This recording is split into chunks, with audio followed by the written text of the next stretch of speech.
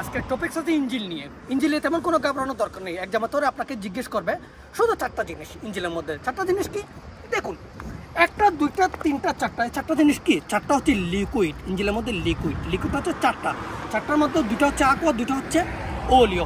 Acqua di raffreddamento, ইঞ্জিনকে ঠান্ডা করে, এটার স্প্রে হচ্ছে রুস্তো। এটা হচ্ছে aqua di cristallo, এটার কোনো স্প্রে নেই, এর কাজ হচ্ছে শুধু গ্লাসটা পরিষ্কার করা।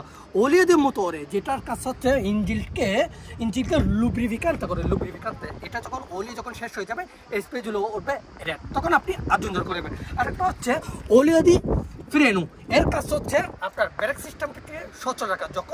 যখন olioটা যখন শেষ হয়ে যাবে স্প্রে জ্বলে উঠবে লাল, তখন আপনি কারে করে দেবেন।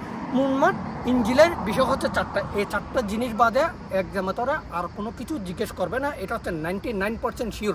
এবং আরেকটা জিনিস আপনি এক্সট্রাভাবে শিখে রাখতে পারেন, সেটা হচ্ছে ব্যাটারি নিয়ে। ব্যাটারির স্প্রে যখন জ্বলে উঠবে রেড চিহ্ন, তখন আপনি রানিং থাকা অবস্থায় কিন্তু গাড়ি কিন্তু স্টপ করবেন না, কারণ ব্যাটারি যখন জ্বলে উঠবে লাল, তখন আপনি মনে করবেন এটা ননে কারে, তখন মোটরটা কাজ করতেছে, যে মোটরটা ব্যাটারিটা আপনার কারে করে, তখন আপনি আপনার গন্তব্য গিয়ে মোটরটা বন্ধ করবেন। মোটমাট ইঞ্জিনের উপর শুধু চারটা জিনিস জিজ্ঞেস করার প্রবণতা বেশি।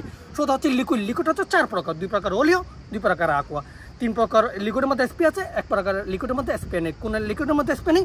aqua di cristallo, যে aquaদের কাজ হচ্ছে স্প্রে কিউ পরিষ্কার করা। আর হচ্ছে aqua di raffreddamento, ইঞ্জিনটাকে ঠান্ডা করে, বাস্কেটটা হচ্ছে বিয়াঙ্কো, বাস্কেটটা হচ্ছে ট্রান্সপারেন্ট। আর হচ্ছে olio di motore, লুব্রিফিকান্ত করে মোটরে। আর হচ্ছে olio di freno। এই চারটা জিনিস, আর কোনো কিছু নেই।